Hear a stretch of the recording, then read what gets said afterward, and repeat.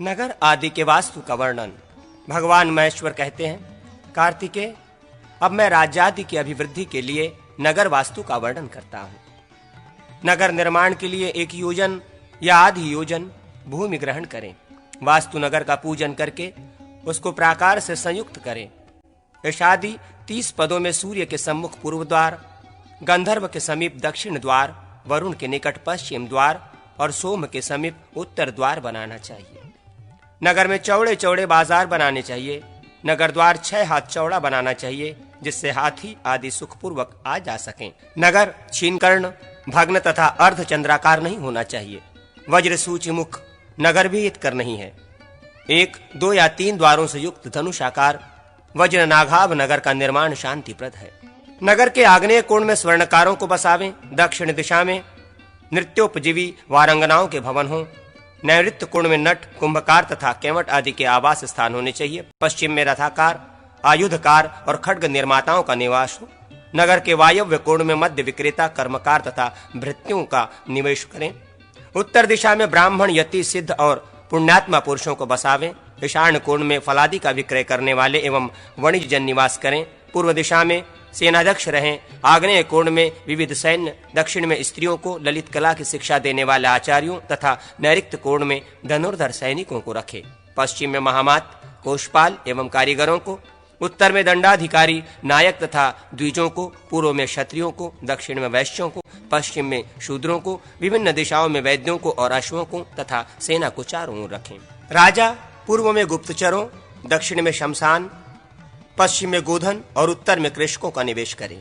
मलेच्छों को दिक् कोणों में स्थान दें अथवा ग्रामों में स्थापित करें। पूर्व द्वार पर लक्ष्मी एवं कुबेर की स्थापना करें, जो उन दोनों का दर्शन करते हैं। उन्हें लक्ष्मी संपत्ति की प्राप्ति होती है। पश्चिम में निर्मित देव मंदिर पूर्वाभिमुख, पूर्व दिशा में स्थित पश्चिमाभिमुख तथा दक्षिण दिशा के मंदिर उत्तराभिमुख होने चाहिए। नगर की रक्षा के लिए इंद्र और विष्णु आदि देवताओं के मंदिर बनवावें। देवशून्य नगर, ग्राम, दुर्ग तथा गृह आदि का पिशाच उपभोग करते हैं और वो रोग समूह से परिभूत हो जाता है। उपर्युक्त विधि से निर्मित नगर आदि सदा जयप्रद और भोग मोक्ष प्रदान करने वाले होते हैं। वास्तु भूमि की पूर्व दिशा में श्रृंगार कक्ष, अग्निकोण में पाकगृह, रसोई घर, दक्षिण में शयन गृह, नैऋत्य कोण में शस्त्रागार, पश्चिम में भोजन गृह, वायव्य कोण में धान्य संग्रह, उत्तर दिशा में धनागार तथा ईशान कोण में देवगृह बनवाना चाहिए। नगर में 1 शाल, 2 शाल, 3 शाल या चतुःशाल गृह का निर्माण होना चाहिए। चतुःशाल गृह के शाला और अलिंद प्रांगण के भेद से 200 भेद होते हैं। उनमें भी चतुःशाल गृह के 55, त्रिशाल गृह के 4 और द्विशाल के 5 भेद होते हैं। 1 शाल गृह के 4 भेद हैं। अब मैं अलिंद युक्त ग्रह के विषय में बतलाता हूँ, सुनिए।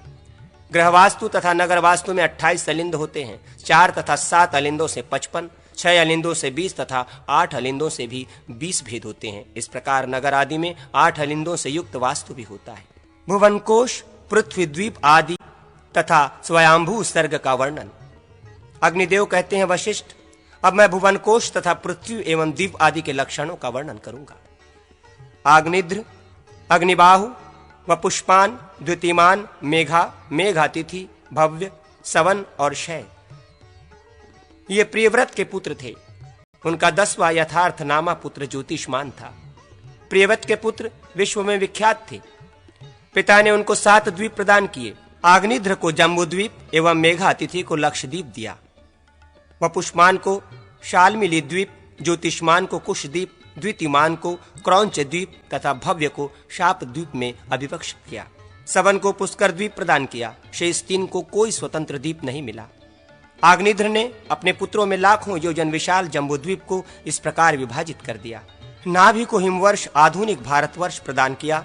किमपुरुष को हेमकुट वर्ष, हरिवर्ष को नैषध वर्ष, एलावृत को मध्य भाग में मेरु पर्वत से युक्त एलावृत वर्ष, रम्यक को नीलाचल से आश्रित रम्यक वर्ष, हिरण्यवान को श्वेत वर्ष एवं कुरु को उत्तर कुश वर्ष दिया। उन्हें भद्रवाक्ष को भद्रावर्ष तथा केतुमाल को मेरु पर्वत के पश्चिम में स्थित केतुमाल वर्ष का शासन प्रदान किया। महाराज प्रियव्रत अपने पुत्रों को उपर्युक्त द्वीपों में अभिषिक्त करके वन में चले गए। वे नरेश शालग्राम क्षेत्र में तपस्या करके विष्णुलोक को प्राप्त हुए। मुनिश्रेष्ठ, किम पुरुषादि जो 8 वर्ष है उनमें सुख की बहुलता है और बिना यत्न के स्वभाव से ही समस्त भोग सिद्धियां प्राप्त हो जाती हैं। उनमें जरा मृत्यु आदि का कोई भय नहीं है और न धर्म अधर्म अथवा उत्तम मध्यम और अधम आदि का ही भेद है। वहां सब समान है। वहां कभी युग परिवर्तन नहीं होता। हिमवर्ष के शासक नाभि के मेरु देवी से ऋषभदेव पुत्र रूप में उत्पन्न हुए। ऋषभ के पुत्र भरत हुए। ऋषभदेव ने भरत पर राज्य लक्ष्मी का भार छोड़कर शालग्राम क्षेत्र में श्रीहरि की शरण की। भरत के नाम से भारतवर्ष प्रसिद्ध है। भरत से सुमति हुए। भरत ने सुमति को राज्य लक्ष्मी देकर शालग्राम क्षेत्र में श्रीहरि की शरण ली। उन योगी राज ने योगाभ्यास में तत्पर होकर प्राणों का परित्याग किया। इनका वो चरित्र तुमसे मैं फिर कहूंगा। तदनंतर सुमति के वीर से इंद्रधम्न का जन्म हुआ। उससे परम सृष्टि और परम सृष्टि का पुत्र प्रतिहार हुआ। प्रतिहार के प्रतिहर्ता, प्रतिहर्ता के भव, भव के उद्गित, उद्गित के प्रस्तार, प्रस्तार के विभु नामक पुत्र हुआ। विभु का पृथु, पृथु का नक्त एवं नक्त का पुत्र गय हुआ। गय के नर नामक पुत्र और नर के विराट नामक पुत्र उत्पन्न हुआ। विराट का पुत्र महावीर्य था। उससे धीमान का जन्म हुआ तथा धीमान का पुत्र महांत और उसका पुत्र मनस्यु हुआ। मनस्यु का पुत्र त्वष्टा, त्वष्टा का वीरज और वीरज का पुत्र रज हुआ। मुने रज के पुत्र शतजीत के 100 पुत्र उत्पन्न हुए। उनमें से विश्वज्योति मुख्य था। उनसे भारतवर्ष की अभिवृद्धि हुई। कृत त्रेतादि युग क्रम से ये स्वयंभू मनु का वंश माना गया है। भुवनकोश वर्णन के प्रसंग में भूमंडल के द्वीप आदि का परिचय। अग्निदेव कहते हैं वशिष्ठ, जम्बू, प्लक्ष, महान, शालमिली, कुश, क्रौंच, शाक और 7वां पुष्कर, ये 7 द्वीप चारों ओर से खारे जल, इक्षुरस, मदिरा, धृत, दधि, दुग्ध और मीठे जल के 7 समुद्रों से घिरे हुए हैं। जम्बूद्वीप उन सब द्वीपों के मध्य में स्थित है और उसके भी बीचों बीच में मेरु पर्वत सीना ताने खड़ा है। उसका विस्तार 84,000 योजन है और ये पर्वतराज 16,000 योजन पृथ्वी में घुसा हुआ है। ऊपरी भाग में इसका विस्तार 32,000 योजन है। नीचे की गहराई में इसका विस्तार 16,000 योजन है। इस प्रकार ये पर्वत इस पृथ्वी रूप कमल की कर्णिका के समान स्थित है। इसके दक्षिण में हिमवान, हेमकूट और निषद तथा उत्तर में नील, श्वेत और श्रृंगी नामक वर्ष पर्वत है।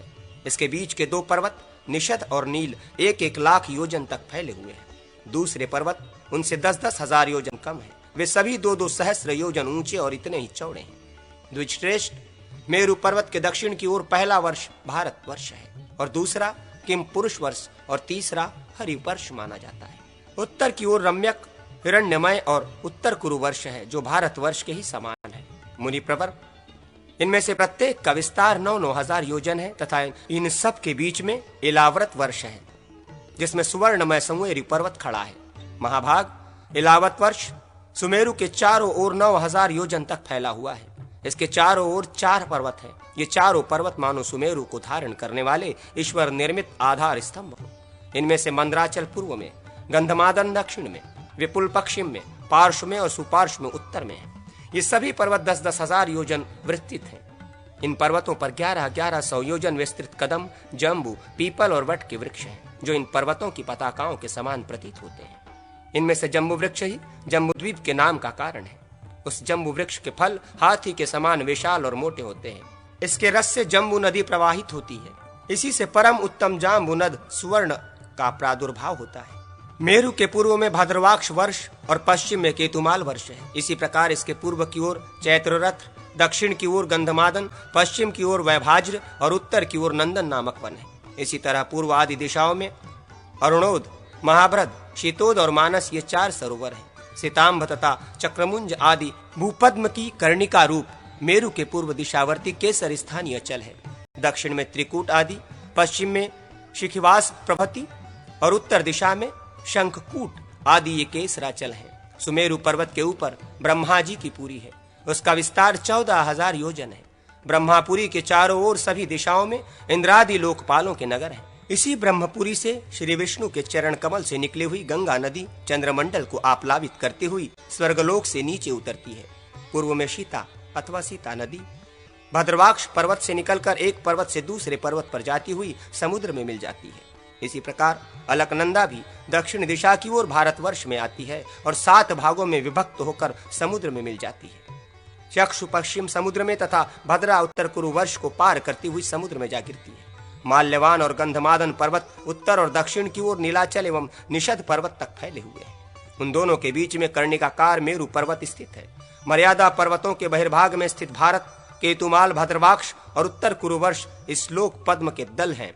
जठर और देवकूट ये दोनों मर्यादा पर्वत हैं। ये उत्तर और दक्षिण की ओर नील तथा निषद पर्वत तक फैले हुए हैं।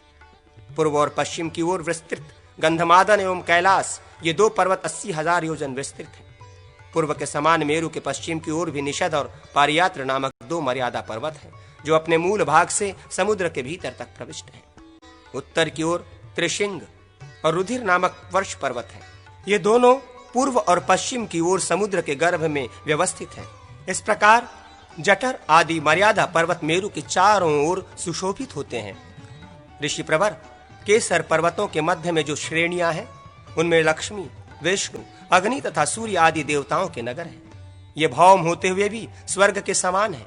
इनमें पापात्मा पुरुषों का प्रवेश नहीं हो पाता। श्री विष्णु भगवान भाद्रवाक्ष वर्ष में, हयग्रीव के रूप से केतुमाल वर्ष में, वराह रूप से भारत वर्ष में, कुर्मकर्म के रूप में तथा उत्तर कुरु वर्ष में मत्स्य के रूप से निवास करते हैं। भगवान श्रीहरि विश्व रूप से सर्वत्र पूजित होते हैं।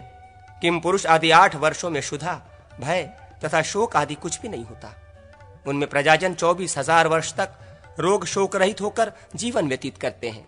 उनमें कृत त्रेता आदि युगों की कल्पना नहीं होती, न उनमें कभी वर्षा ही होती है। उनमें केवल पार्थिव जल रहा है। इन सभी वर्षों में 7 कुलाचल पर्वत है और उनसे निकली हुई सैकड़ों तीर्थ रूपा नदियां हैं। अब मैं भारत वर्ष में जो तीर्थ हैं, उनका तुम्हारे सम्मुख वर्णन करता हूं।